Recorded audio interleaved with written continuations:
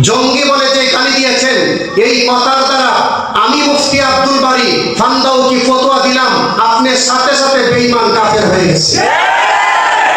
যতক্ষণ না আপনি তাওবা করবেন ততক্ষণ পর্যন্ত আপনি মুসলমান হতে পারবেন না। যখন তাওবা করবেন তখন মুসলমান হবেন। আমি বিএনপির যত কর্মী, নেতা, অ্যাক্টিভিস্ট যারা আছে তাদের জ্ঞাতার্থে বলতে চাই, অতীত থেকে শিক্ষা নেওয়ার দরকার আছে। আপনারা আগুন দেখেছেন, আগুনের লেলিহান দেখেন নাই। আপনারা পাহাড় দেখেছেন, পাহাড়ের ভিতরের গহীন জঙ্গলের অবস্থা আপনারা জানেন না। আকাশ দেখেছেন, আকাশের উদারতা আপনারা জানেন না। পানি দেখেছেন, পানির গভীরতা আপনারা জানেন না। রং দেখেছেন, রঙের ভিতরের অবস্থা জানেন না।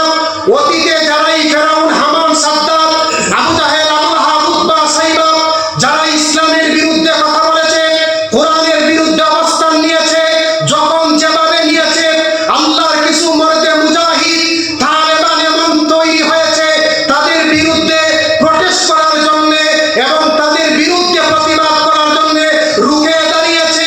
আমরা বলতে চাই, মাননীয় প্রধানমন্ত্রী যিনি খালেদা জিয়া ছিলেন 3 বারের, মনে হয় তিনি মারা গেছে, আমার দৃঢ় বিশ্বাস, কারণ গতকালকে চরমুনার পীরকে ভিতরে ঢুকতে দেওয়া হয় নাই। সুতরাং খালেদা জিয়া তিনি মরছে না আছে তা আমার দেখার বিষয় না। আল্লাহর কোরআনের বিরুদ্ধে আপনি অবস্থান নিয়েছেন।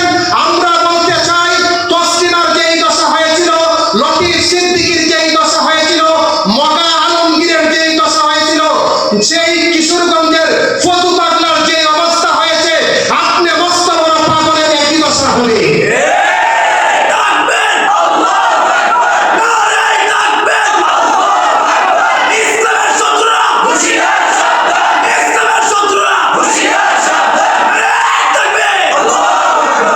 বাউল ইসলাম সমর্থন করে না, বাউল ইসলাম সমর্থন করে না, কিন্তু আরেকটা মেসেজ দিতে চাই। বাংলাদেশের রাষ্ট্রচিন্তক এক বুদ্ধিজীবী আছে, তার নাম হলো ফরহাদ মাজহার। তার নাম কি? ফরহাদ মাজহার। সে আরেক বেঈমান কাফের। ফরহাদ মাজহার বলেছে, বাউলদের উপরে আক্রমণ করা হয় নাই, আমি ফরহাদের উপরে আক্রমণ করা হয়েছে। আমি বলি, কচু পাতা বাউল, তোর মতো কত বাউল আলেমদের জুতার তলে থাকে। তোর মতো ফরহাদ মাজহার, তোর মতো কুখ্যাত ফরহাদ মাজহার আলেমদের জুতার পায়ের তলার সমান করা হতে পারে। ফরহাদ মাজহার, তোর মতো একটা কুলাঙ্গারের বিরুদ্ধে কথা বললে আমাদের বিন্দু পরিমাণ পছন্দ লাগার ক্ষমতা বলেন না। বাউলের বিরুদ্ধে কথা বলা হয় নাই, তাকে বিরুদ্ধে নাকি কথা বলা হয়েছে। বাউল আবুল সরকারের নাকি কারাগারে নেওয়া হয় নাই, বরং তারে কারাগারে নেওয়া হয়েছে। তোরে কারাগারে নিলে কি হইব? আরে তোরে যদি আমরা কারাগারে নেই তাহলে আমাদের কি হবে? তোর মতো এমন কত ব্যক্তি আলেমদের পিছনে পিছনে ঘুরে।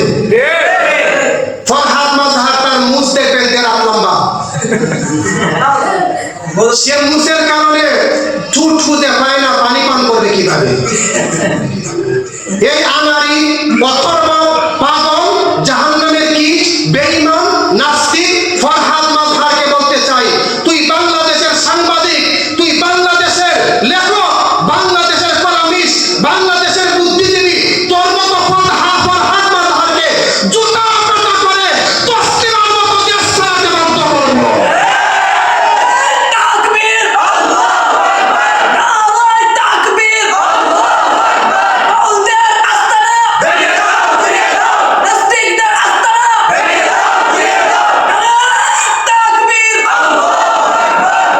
এই জন্য আরেকটু বিষয় বলতে চাই, আমাদের আলেমদেরকে কথায় কথায় জঙ্গি বলো, কিন্তু এই কথাও স্মরণ রাখিও, এই দিন নয়, আরো দিন আছে।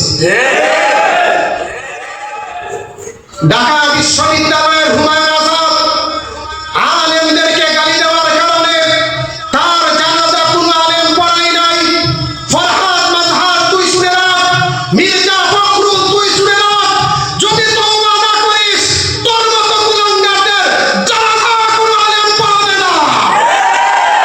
তোর মতো কুলাঙ্গার ব্যক্তিদের জানাজা যারাই পড়াবে তার আলেম নামে কলঙ্ক। সবাই